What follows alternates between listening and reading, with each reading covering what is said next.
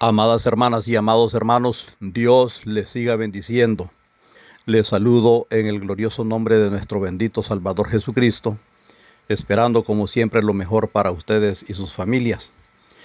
Y en esta ocasión, una vez más le invito a que me acompañe a que consideremos un tema bíblico y vamos a estar hablando sobre el tema cuidado pastores con su actuar. Deseo hablar sobre algunos cuidados que debemos tener en el ministerio del pastorado. Esto puede servir sobre todo a algún pastor que esté un poco reciente en el ministerio. Y para esto vamos a leer en Eclesiastés 10:1. En el nombre del Padre, del Hijo y del Espíritu Santo leemos: Las moscas muertas hacen heder y dar mal olor al perfume del perfumista. Así una pequeña locura al que es estimado como sabio y honorable. Amadas hermanas y amados hermanos, hay quienes dicen que el pastorado es para personas que les gusta la vagancia, pero déjenme decirle que por experiencia puedo contarle que eso no es así. Los pastores, entre sus muchas funciones públicas, por ejemplo, tienen que administrar, estar al cuidado, indagar, conocer detalles, hacer análisis, tomar decisiones a veces complicadas, guardar para siempre grandes secretos, recibir, delegar, cesar, dar felicitaciones de estímulo, llamar la atención, reprender para corregir, hasta expulsar. Además de atender, orar, predicar, enseñar y ministrar. Ahora vamos a detallar un poquito estas cosas. El pastor puede ser muy eficiente y centrado, pero por lo mismo de sus variadas funciones está expuesto a riesgos. Y es aquí donde deseo aconsejar a algunos, sabiendo que yo mismo puedo ser aconsejado por algún consiervo en algún momento. Sobre lo antes dicho, tenemos una gran gama de quehaceres y al acecho hay peligros. Si el pastor se descuida, estas cosas lo pueden llevar a extraviar el camino y que su imagen reciba daños en lo ético y hasta en lo moral. Por eso, déjeme decirle que entre los cuidados que hay que tener están, por ejemplo, que administrar bienes de la congregación lo puede llevar a solo querer tomar decisiones personales privadas y hacer cosas emocionales, extra y hasta antibíblicas. O sea que confundir lo de la iglesia como si fuera una empresa personal o de familia es un riesgo, porque la congregación tiene miembros y estos miembros en la congregación son la asamblea que tiene voz y voto para las diferentes decisiones que haya que tomar.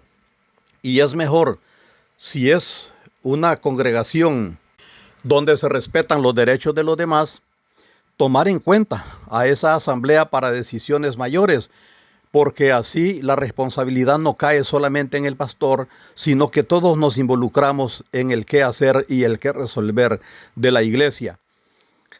Tito 1:7 recomienda: porque es necesario que el obispo sea irreprensible como administrador de Dios, no soberbio, no iracundo, no dado al vino, no pendenciero, no codicioso de ganancias deshonestas. Y varios de estos consejos nos pueden servir a nosotros en la administración de la congregación en la cual servimos. También 1 Corintios 4:2 aconseja: ahora bien, se requiere de los administradores que cada uno sea hallado fiel. También estar al cuidado representativo de todo, a un pastor lo puede llevar en algún momento a creerse inamovible, sentado en un falso trono, creerse vitalicio, ser autoritario y decir: aquí solo se hace lo que yo digo.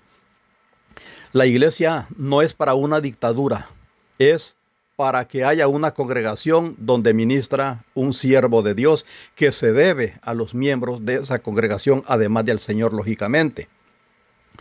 También indagar sobre situaciones que se presentan, situaciones diversas, lo puede llevar al pastor a querer ser controlador o dirigirse en forma hiriente hacia algunas personas y después saber que se equivocó, pero ya el daño está hecho.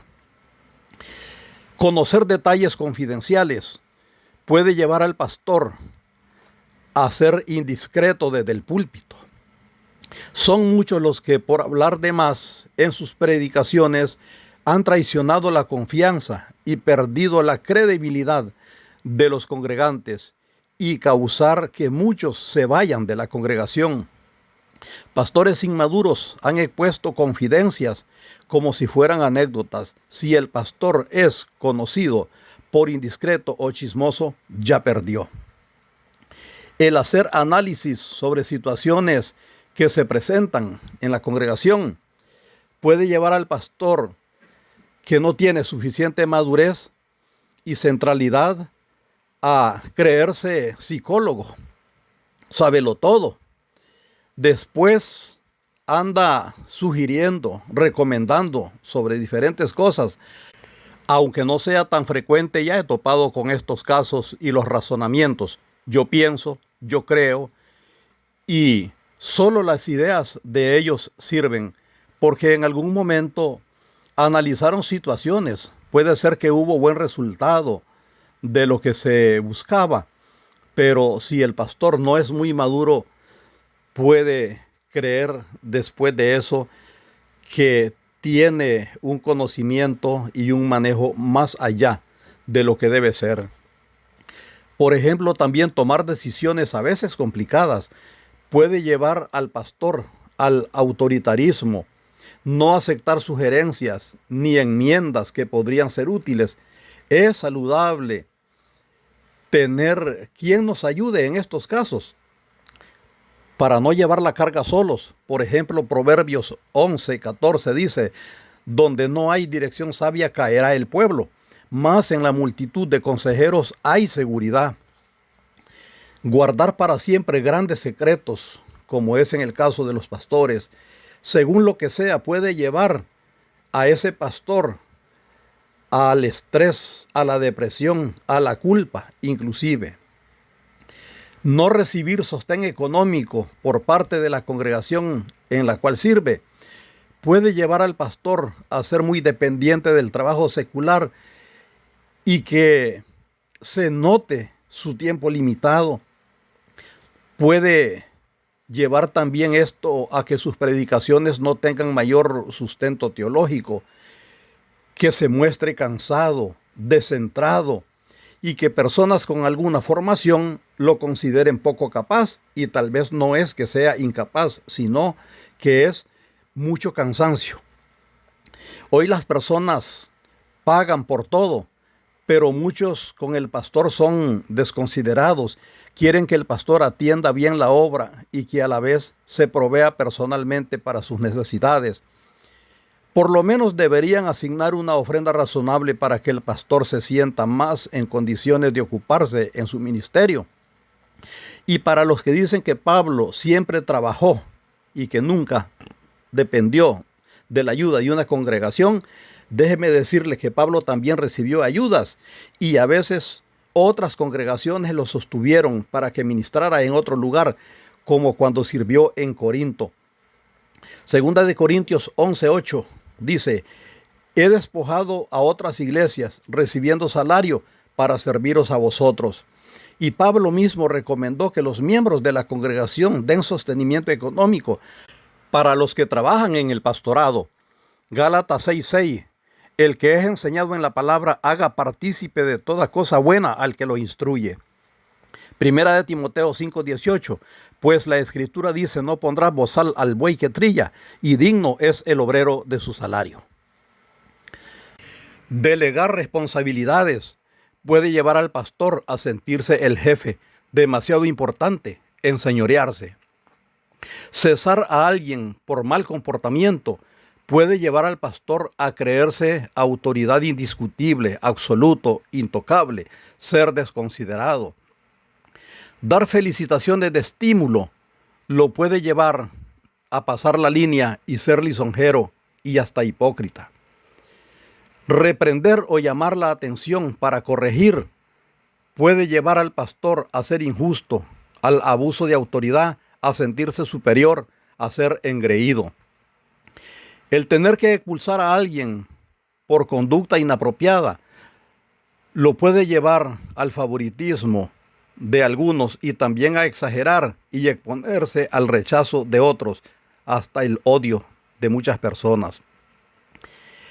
El mismo predicar y no controlar las emociones puede llevar al pastor a decir: Dios me dijo, Dios te dice, Dios me reveló, dice Dios, y exponer algunas cosas que no se cumplan, y después de eso muchos se acuerden y tengan algún cuestionamiento en contra del pastor.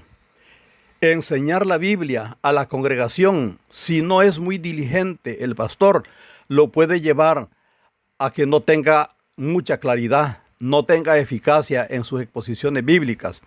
El pastor y el maestro bíblico siempre tienen recursos para eventuales preguntas sobre cualquier tema que expongan. Ministrar a la congregación y dejarse llevar por el emocionalismo lo puede llevar al pastor a tomar el nombre de Dios en vano, a hacer cosas extrañas, inventar o reproducir prácticas antibíblicas, volverse jactancioso. Hoy se ve tanta pretensión en eso. Hermano pastor, le aconsejo que tenga control y cuidado. Aunque se considere maduro, centrado, experimentado, la línea puede ser delgada entre lo santo, lo sacrílico, irreverente e impío. Con toda razón y sabiduría, Pablo aconsejó al joven pastor Timoteo. 1 Timoteo 4:16. Ten cuidado de ti mismo y de la doctrina, persiste en ello, pues haciendo esto te salvarás a ti mismo y a los que te oyeren. El pastor debe cuidarse, cuidar a la congregación, cuidar la pureza doctrinal. Somos pastor para todos. No debemos usar preferencias con miembros o con familiares. La mayoría lo ve y por lo menos murmuran. Seamos imparciales hasta con los cargos administrativos, de oficialía, de liderazgo, etc. No es recomendable que el pastor o su esposa tengan la tesorería general de la iglesia. Sobre todo los menos dadivosos pueden creer y hasta decir: el pastor mete mano. Es recomendable hacer reuniones periódicas informativas para hablar sobre los avances realizados y los proyectos por cumplir, también sobre lo financiero. La gente siempre cuestiona y a veces el que menos aporta es el más incisivo. Además, si se administra dinero por parte de la tesorería, las personas deben saber en qué se invierten sus aportes. Esto es tranquilizante para todos. No es recomendable que la esposa o familiar cercano al pastor sean sus ayudantes de primera mano. En muchas congregaciones no es aceptado, a no ser que la congregación por mayoría lo elija o que no haya a quien más recurrir. No es recomendable que el pastor aconseje a alguien del sexo opuesto en lugar privado. Casi siempre el pastor es paternal, es comprensivo, da consuelo, etc. Esto puede crear dependencia y un ambiente sumamente de cuidado. No es que el pastor o la hermana sean carnales, pero las carnes son traicioneras. Quienes se han caído, primero se deslizaron o tropezaron. Tenga cuidado, joven pastor. Santiago 1:15 dice: entonces la concupiscencia, después que ha concebido, da a luz el pecado, y el pecado siendo consumado, da a luz la muerte. En las visitas normales a los miembros, el pastor debe ser cuidadoso en el horario y tiempo. Y si es a un miembro del sexo opuesto que está o vive en soledad, no vayamos solos. Hay quienes podrían hablar mal del pastor. La lengua destructora no habla de nuestra santidad, sino de lo que se le supone. En nuestras visitas a enfermos, según sea el caso, debemos ser cuidadosos, discretos, prudentes. Si opinamos, recomendamos, debemos de ser cuidadosos y hasta con el tiempo de permanencia en ese lugar. Puede haber una necesidad que no se suple porque la presencia del pastor está tardando mucho. En lugares donde se acostumbra a hacer visitas generales a los hogares, nuestras visitas deben ser en horario prudente, sin preferencias, igual en frecuencia, igual en tiempo para todos. Seamos cuidadosos con el volumen del sonido. Queremos que todos oigan el mensaje de Dios, pero cuidemos que el volumen no fastidie y haga malos vecinos a esas personas que debemos llevar el mensaje de salvación. Oremos para que los inconversos vengan a Cristo, pero sin decírselos. El decirles, estoy orando por usted para que venga a Cristo, o estoy orando por usted para que reconcilie, casi siempre produce efecto contrario. Muchos no consideran su estado espiritual y más bien creerán que tenemos interés personal por llevarlos a la congregación. Nunca nos prestemos para hablar mal y menos denigrar a la persona de otros pastores. Hay doctrinas, hay creencias, hay interpretaciones. Esto sí lo podemos juzgar y lo que sea antibíblico lo podemos rechazar, pero no menoscabar la reputación de nadie en lo personal. Eso es antiético, es peligroso, es delito y es pecado. No hagamos proselitismo en otros grupos cristianos. Hablemos del mensaje de salvación a quien no tiene claro de lo que se trata esto o de lo que esto conlleva. Pescar en pecera ajena no es parte de la gran comisión y también es antiético y es traición. Hay muchos más consejos, pero hoy dejémoslo hasta aquí. Sinceramente deseo que a algún hermano pastor iniciado recientemente, tal vez en el ministerio, estos humildes consejos le sirvan de algo. Recordemos que el pastor puede ser admirado, respetado, hasta querido, pero muchas veces hasta por algo que no es verdad, su pedestal se desmorona. Hay que seguir aprendiendo, no importa cuántos años tenemos de estar en el ministerio. Mientras más leemos y estudiamos la Biblia, nos daremos cuenta que estamos empezando. Pablo aconsejó a que nos examinemos, y es que solo somos vasos de barro en manos de Dios para servir, y al vaso de barro, con el correr del tiempo, recuerde que se le puede desprender alguna arenita. El pastor, aunque sea muy de Dios, debe siempre cuidarse, porque como ser humano está expuesto a la tentación y sus consecuencias. Si el pastor comete, aunque sea una falta, con la salvedad de muy pocos, a la gente se le olvidará cómo ese pastor servía, cómo oraba, cómo predicaba, cómo aconsejaba, cómo buscaba al perdido, cómo era gran ejemplo, cómo exponía su vida por los miembros. Se les olvida que también es un ser humano tratando de avanzar rumbo al cielo y lo van a dañar en su testimonio en cuanto se les dé oportunidad. Si al pastor le atribuyen una falta que a veces ni siquiera es como lo suponen, al pastor ni le preguntan si eso es así o no. No le dan tiempo a probar su inocencia. Sin ninguna misericordia lo denigran, sin piedad desbaratan su buen testimonio. A veces es un hijo o familiar el que anda de mal portado y al pastor lo hacen sentir como si fuera él el culpable o si fuera él el que anda de mal portado. Eclesiastés 10:1 nos decía: las moscas muertas hacen heder y dar mal olor al perfume del perfumista. Así una pequeña locura al que es estimado como sabio y honorable. También aceptemos que muchos pastores honorables se han descuidado y en algún momento hasta han caído. Cuidémonos, hermanos pastores. Cuidado, pastores, con su actuar, con nuestro actuar. Ha estado con ustedes una vez más su amigo y hermano, el pastor Omar Chavarría. Adelante con el Señor siempre.